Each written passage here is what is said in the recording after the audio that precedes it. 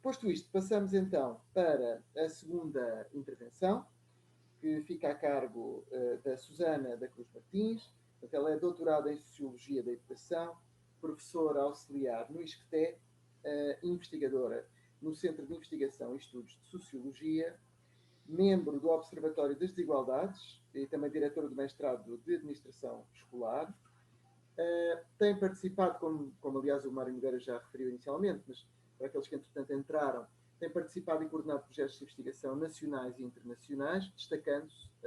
o projeto europeu EuroStudent, Social and Economic Conditions of Student Life in Europe, e tem publicado nas áreas das políticas de educação e do ensino superior, dos sistemas educativos comparados e das desigualdades sociais. Portanto, o mote para a sua intervenção, tal como consta do site da FENPROF, é o seguinte: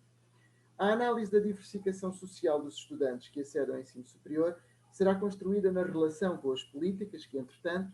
foram sendo concebidas e implementadas para a sua promoção num processo mais vasto de democratização do sistema educativo. Posto isto, eu passo a palavra de imediato à Susana. Bem, e começava por dar conta. O meu título, confesso que depois, quando trabalhei e comecei a elaborar mais esta apresentação, surgiram outras questões, mas já estava comprometida convosco por esta via, com um resumo e tudo já definido, mas vou-me preocupar aqui mais com quem são estes estudantes e de onde vêm, e não tanto para onde vão. Fiquei um bocadinho descansada com a apresentação anterior, porque de facto as questões da transição do ensino superior para o trabalho são também questões essenciais. Não as interpretei tanto do ponto de vista do acesso ao ensino superior, mas elas são determinantes também para reconhecer as orientações de quem está no ensino superior. Dizer ainda uma palavra, espero que esteja tudo bem com a minha colega Cristina Roldão, que conheço e sou colega há alguns anos, e espero que esteja tudo bem com ela e com os dela. Posto isto, discutir o acesso ao ensino superior é discutir, no fundo, a articulação daquilo que é o ensino secundário e o ensino superior. Acho que não é possível discutirmos o acesso sem dar conta da importância do ensino secundário no movimento de alargamento do ensino superior. E também da relação com a escola, as condições para o percurso escolar e as expectativas dos alunos e dos vários atores que parecem determinar aqui decisões quanto à continuidade dos próprios estudos. Durante muito tempo houve, e como também já foi bem dito, a criação de que os estudos no ensino superior eram para uma elite relativamente reduzida e que, portanto, havia, na maior parte da população com a idade de ir para o ensino superior, uma expectativa de que a seguir ao ensino secundário, e já o ensino secundário era ele próprio um nível de escolaridade muito selecionado, e que, portanto, essa transição para o trabalho era quase uma transição natural e estava apenas do lado das elites as possibilidades de transitar para o ensino superior. Ainda temos alguns traços, algumas características que perduraram no tempo, que vêm desse tempo, e que são marcas que custam a ultrapassar e têm ainda expressões quer de exclusão ao próprio ensino superior, quer quando no ensino superior de hierarquização dos próprios públicos, se podemos assim dizer. Depois, gostava aqui de dar conta também de alguns mecanismos políticos e institucionais de seleção e promoção do ensino superior e que têm dado conta daquilo que é o acesso. Começando então pelo ensino secundário, e vamos ver se não repito muitos números da apresentação anterior, dizer que de facto tínhamos no ano 2000, o ano da Estratégia de Lisboa, que, como o nome indica, aconteceu aqui em Lisboa e que fixou uma série de metas e tinha para Portugal uma orientação de crescimento e de aumento da taxa de conclusão, num país em que apenas 50% daqueles que se encontravam nos cursos científico-humanísticos, ou aquilo que também se costuma chamar de cursos gerais, apenas 50% desses concluíam o ensino secundário e uma boa parte, portanto, daqueles que passavam pelas escolas não concluíam e havia, desse ponto de vista, um enorme desperdício que resultava num desperdício das oportunidades educativas e depois sociais para essas pessoas, mas também um desperdício do próprio sistema que, tendo esses alunos, ou seja, ter uma estrutura, que lhe exigia uma estrutura para ter esses alunos, não cumpria depois com o seu objetivo final, que era garantir um certificado de ensino secundário. E se recuarmos mais, também como já foi dito,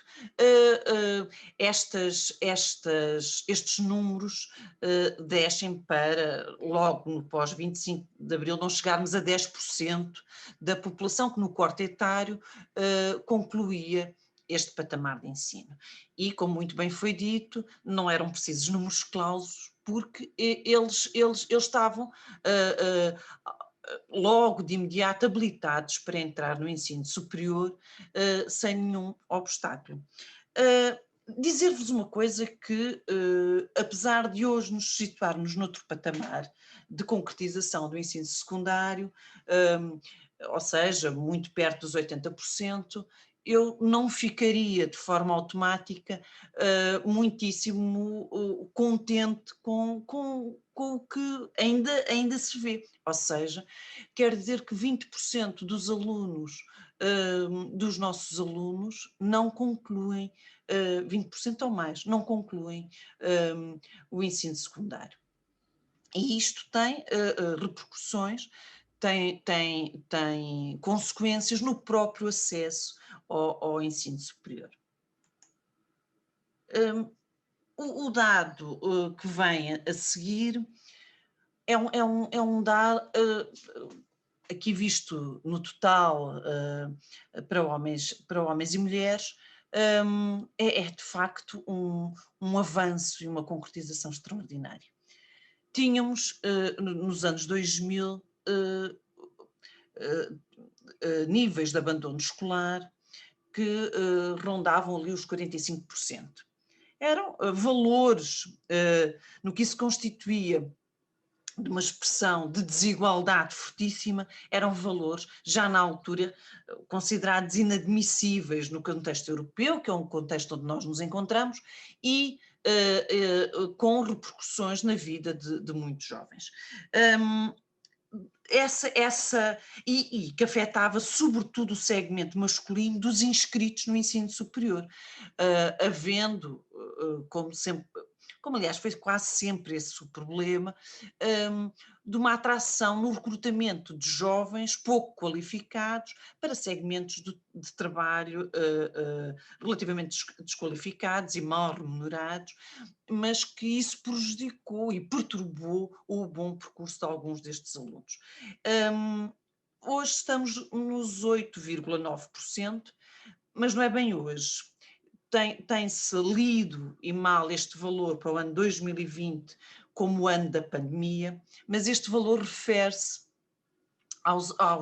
à população entre os 18 e os 24 anos, que em 2020 já não estava no sistema de ensino ou noutra formação. E que, portanto, não estamos aqui a ler aquilo que poderá ter acontecido do ponto de vista do abandono escolar,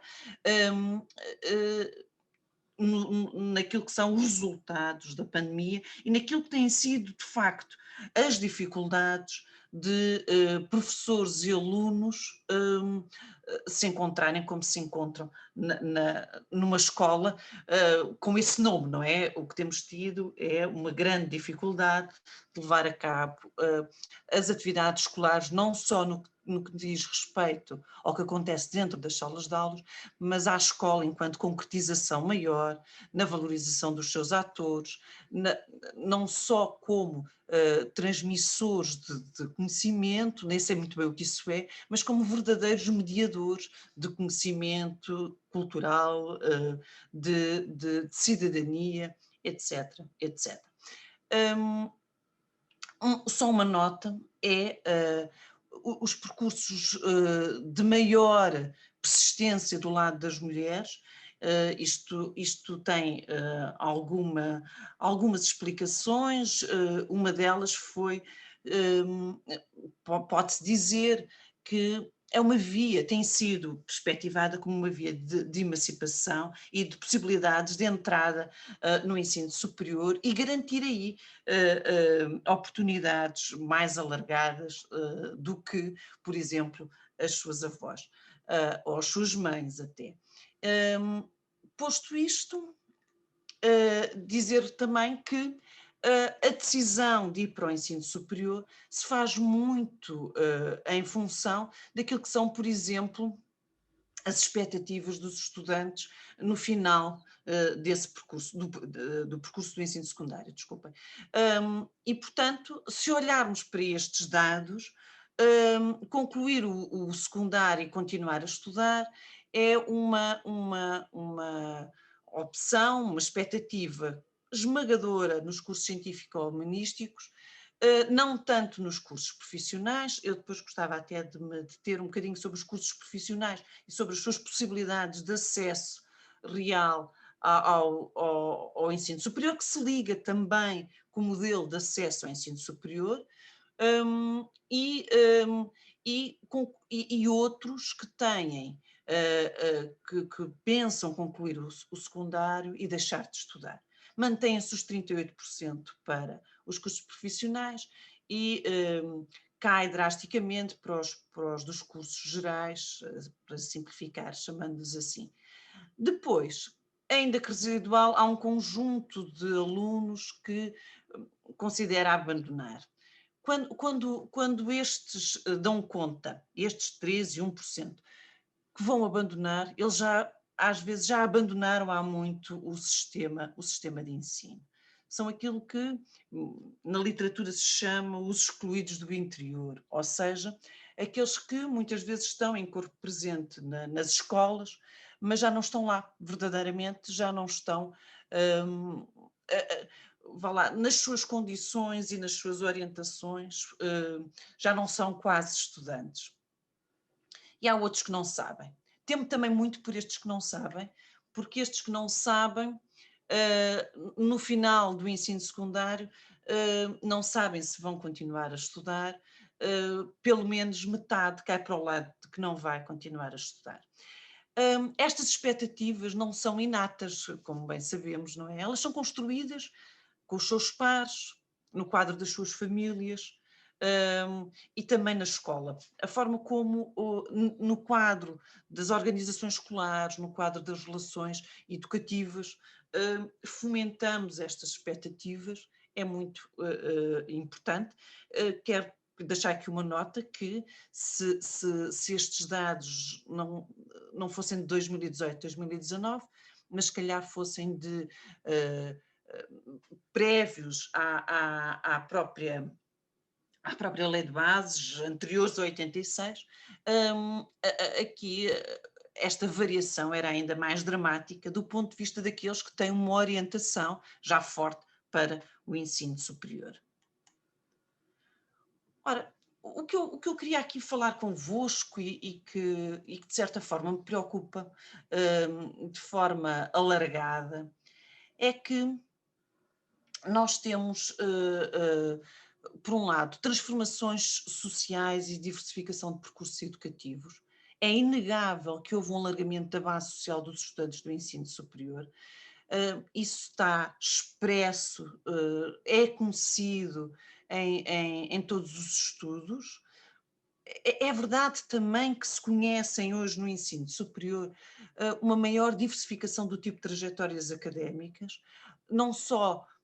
na forma como chegam. A professora Manuel Esteves deu conta da, da entrada dos maiores de 23, eu depois também quero pegar nesse tipo de orientação, mas houve outras formas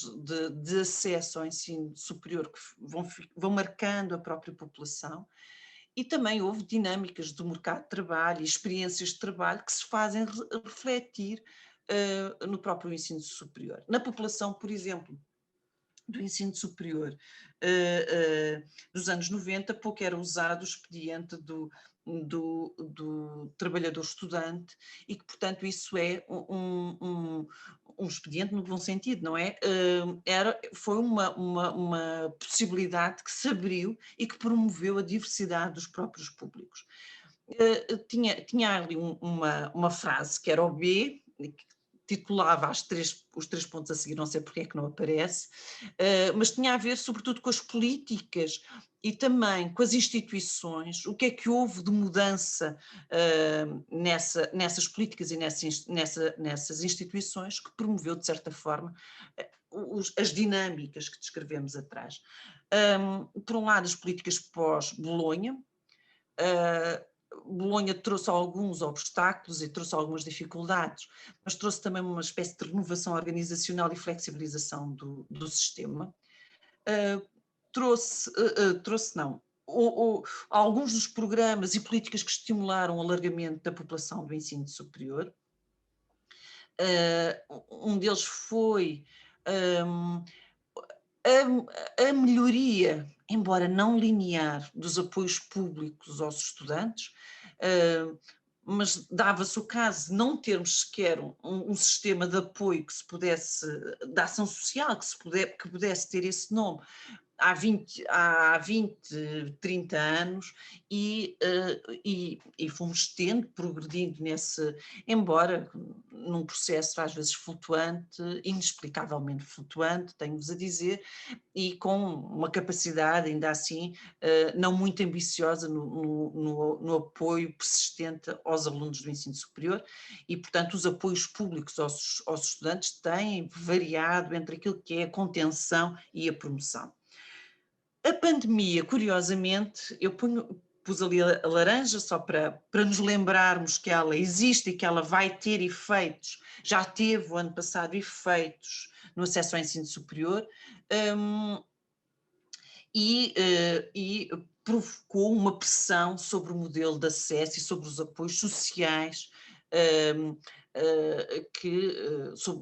em que os alunos que entravam agora no ensino superior tinham que ver atendidos, ou tiveram que ver atendidos. Vou falar sobre isto um pouco mais à frente, até nas notas finais acho que vou repegar nisto. A informação que temos disponível ainda não nos permite tirar grandes considerações, mas algumas das pistas já se vão levantando e eu acho que queria partilhar aqui, afinal o título sempre apareceu, queria partilhar aqui convosco algumas dessas preocupações. Bem, os inscritos do ensino superior, aqui já não me vou demorar, porque isto também já foi falado, foi aumentando, mas teve algumas flutuações. Uma boa parte dessas flutuações teve a ver com várias questões que interagem e se sobrepõem. Uma delas tem a ver com o investimento e o financiamento do ensino superior, os custos com o ensino superior. Teve também a ver com discursos contraditórios, discursos políticos contraditórios sobre o papel e a função e as oportunidades que o próprio ensino superior garante, mas houve uma subida extraordinária após a aprovação da Lei de Bases do Sistema Educativo e que nos permitiu ver, pelo menos até o início do século, uma intensa entrada e alargamento do próprio sistema que obrigou o sistema a alargar-se, a dar resposta a uma pressão e também a uma pressão não só desse movimento, desse contingente de estudantes que se transportava para o ensino superior, mas também regionalmente as várias respostas que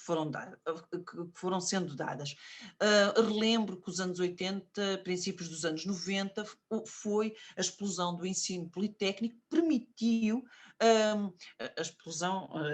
talvez seja um pouco radical, mas que permitiu ainda assim uma boa parte do processo de democratização do acesso ao ensino superior. As flutuações que fomos conhecendo depois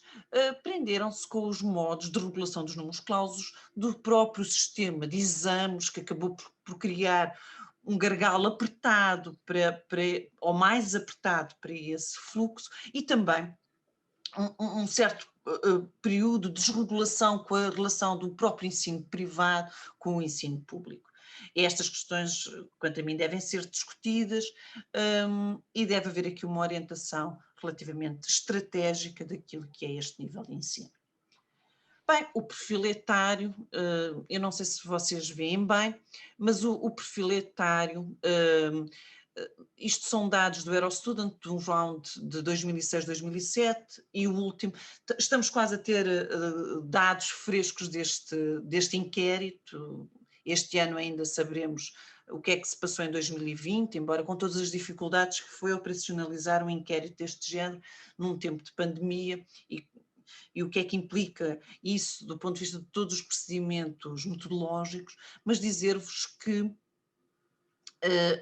os alunos até 25 anos, a percentagem, o seu peso dos alunos mais novos diminuiu no nosso sistema educativo.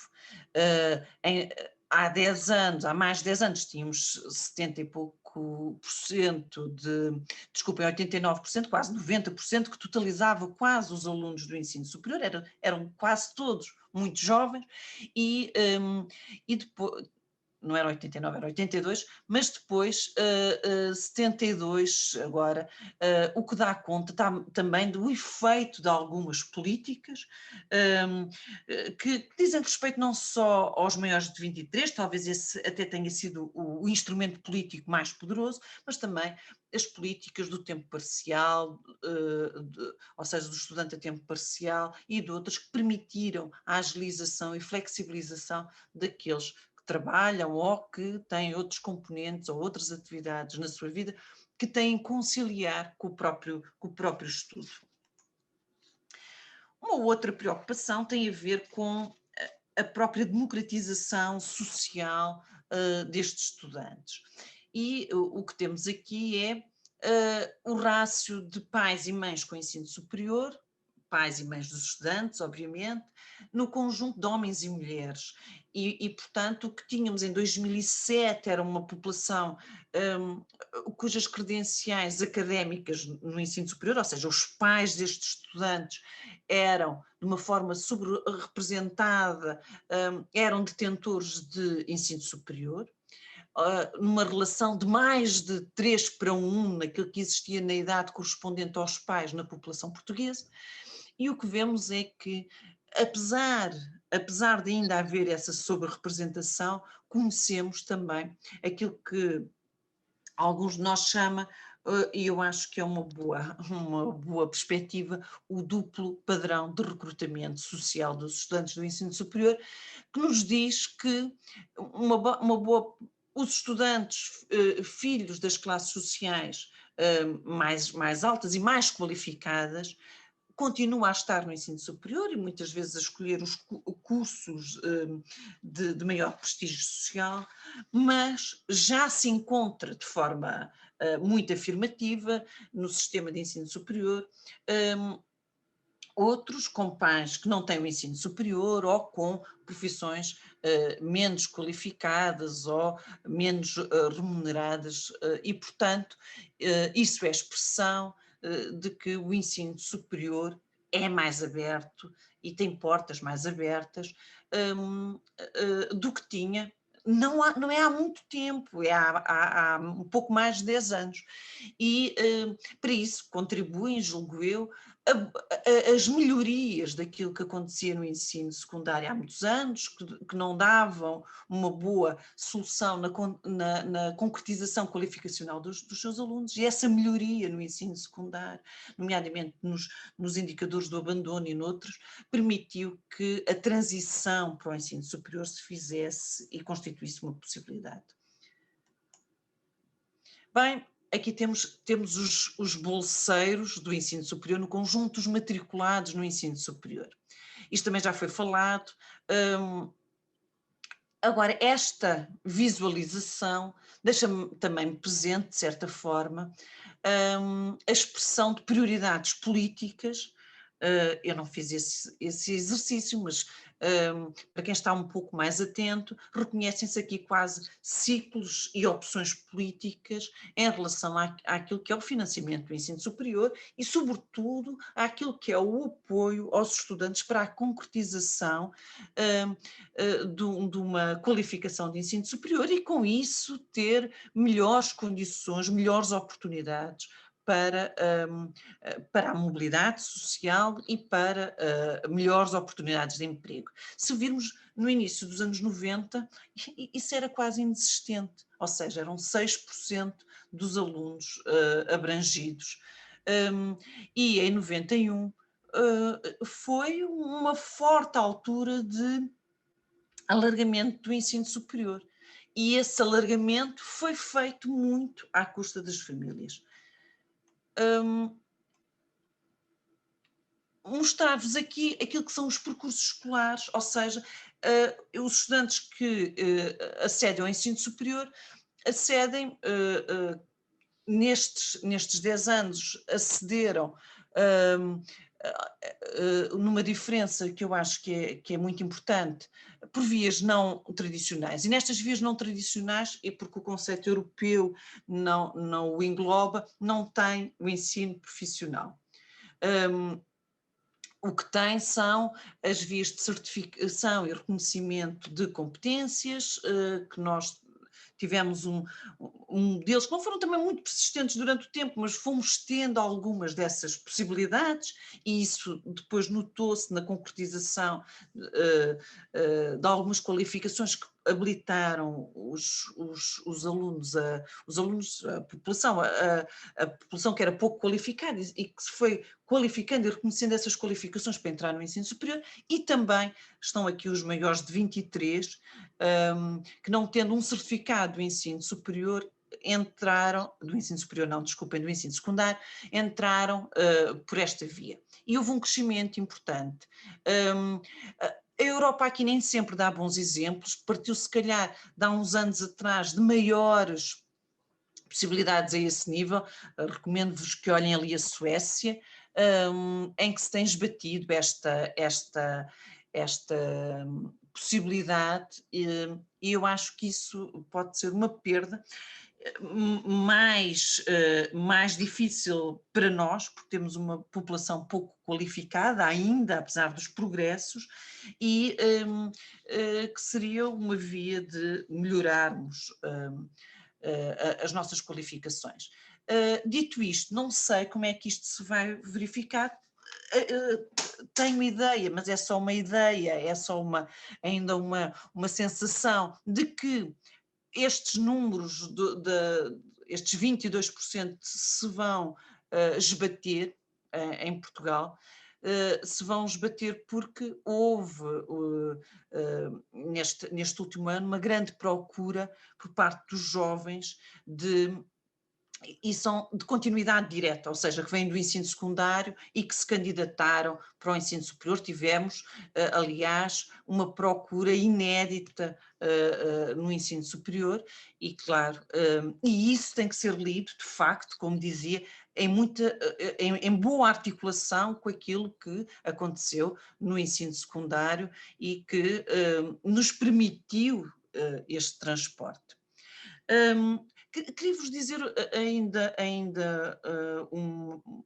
queria-vos falar, se calhar aproveito para nas conclusões desta minha intervenção, que a questão do ensino profissional, apesar de não estar aqui nestes números, porque é obtido uma dupla certificação, mas nisto é obtido também um certificado de ensino secundário, que é uma das vias. Nós vimos que as expectativas desses alunos para o ingresso no ensino superior e para uma trajetória qualificada é muitas vezes posta em risco e que merece uma discussão especial na promoção, quer dessas expectativas, mas também das possibilidades concretas desses alunos seguirem para o ensino superior. Bem, o que temos aqui é mais uma vez alguma expressão de como se tem diversificado estes públicos. Dizer-vos assim de uma forma breve, estas barras, a parte das barras em que está neste tijolo, querem dizer estudantes sem origens nem experiência migratória e que estudaram no percurso, com percurso no sistema educativo português prévio, não é? Prévio à entrada do ensino superior e, portanto, são a maioria na maior parte dos países, embora países do norte da Europa e da Europa Central, como França, Áustria, etc., têm um público, já conhece uma grande diversidade sobre isto, e do outro lado temos alguns países que entraram numa espécie de deriva, de fechamento, como a Polónia, a Eslováquia, a Lituânia e a Hungria. Este gráfico mostra também que Portugal, os alunos de primeira geração, ou seja, com experiência direta na própria imigração, que eles são eles próprios imigrantes, têm uma expressão relativamente reduzida no ensino superior, mas quando falamos dos estudantes internacionais, e aqui estão estudantes sobretudo vindos do Brasil, de Espanha e, salvo erro, de Angola, têm marcado a presença no nosso sistema. Não estão aqui os Erasmus, ou seja, esses não são considerados estudantes internacionais porque esses não estão inscritos no próprio sistema. Vêm num programa de mobilidade, mas são inscritos nas instituições dos seus países de origem, e dizer-vos que, apesar destes dados serem relativamente, não digo animadores, mas que expressam uma certa pluralidade e diversidade dos públicos, há aqui uma necessidade não só de receber estes estudantes, mas criar as boas condições, os bons recursos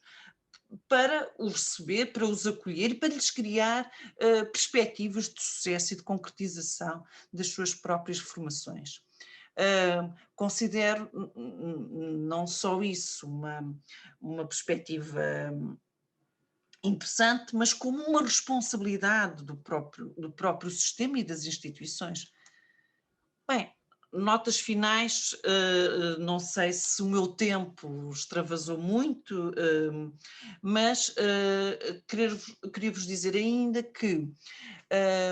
o que temos é a verificação de facto de uma extensão social, económica e demográfica da população matriculada no ensino superior, e que este comportamento tem uma relação com a produção de políticas, às vezes não no sentido que as políticas previam ou pretendiam, mas elas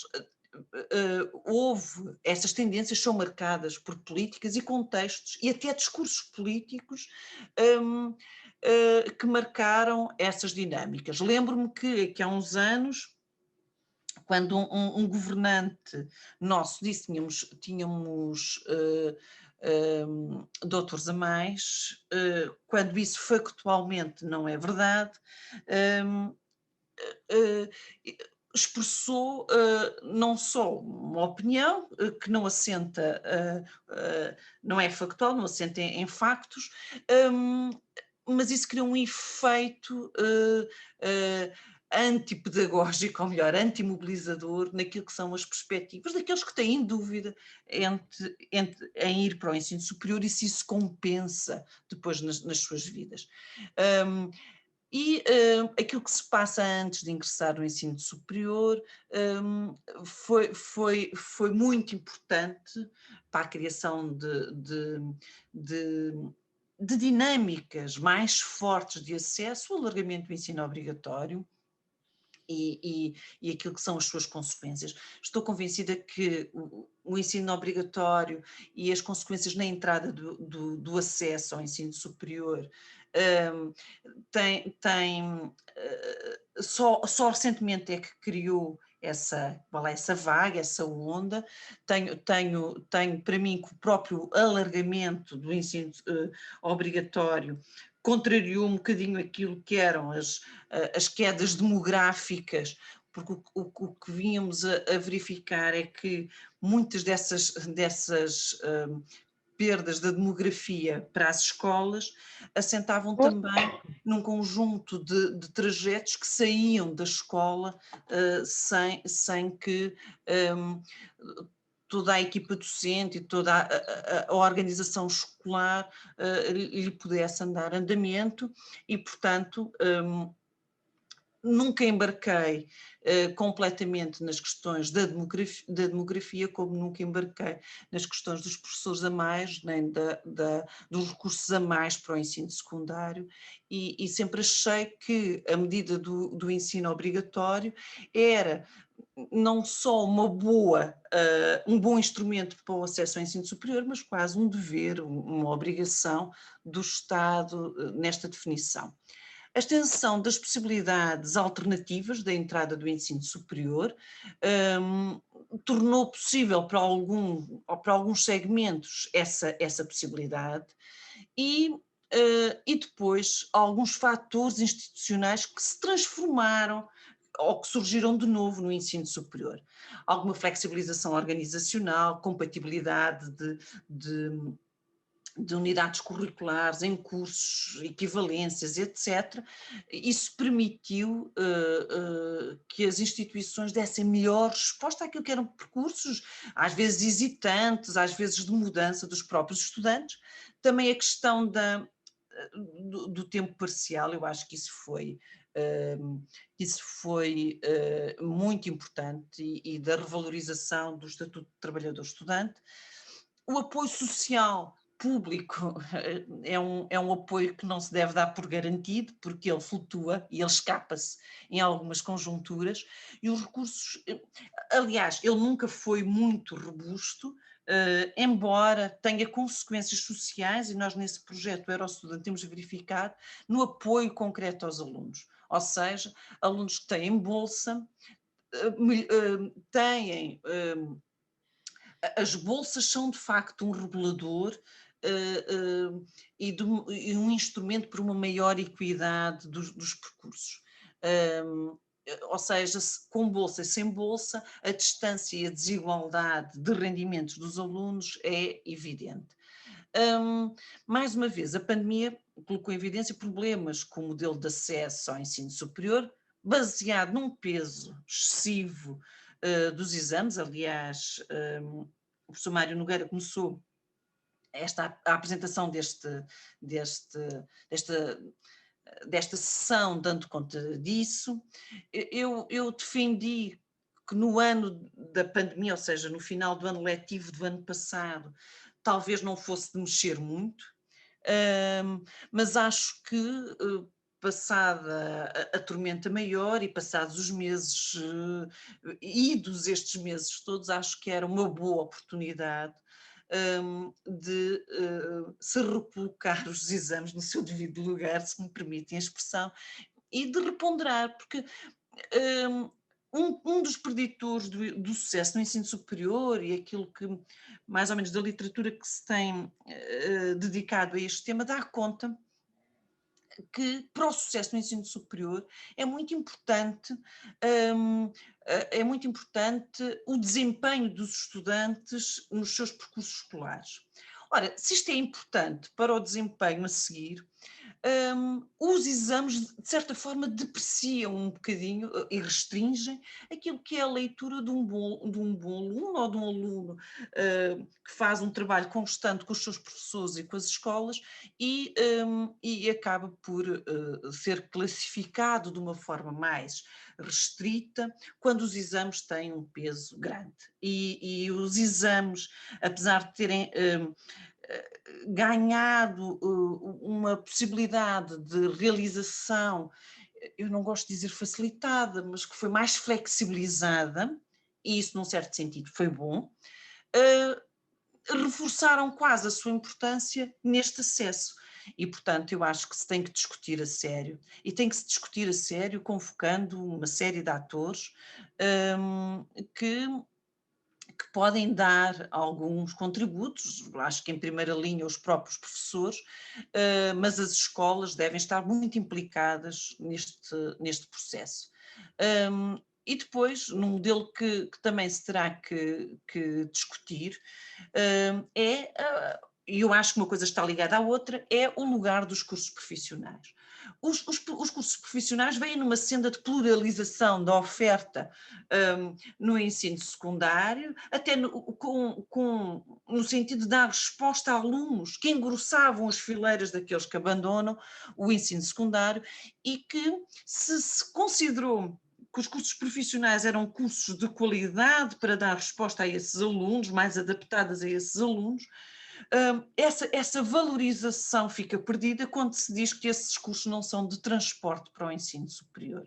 E, portanto, aquilo que eu recomendo é que esses cursos se podem, que todos os cursos, na verdade, se possam transformar em transporte para o ensino superior, e se querem que vos diga, seria interessante que houvesse um lado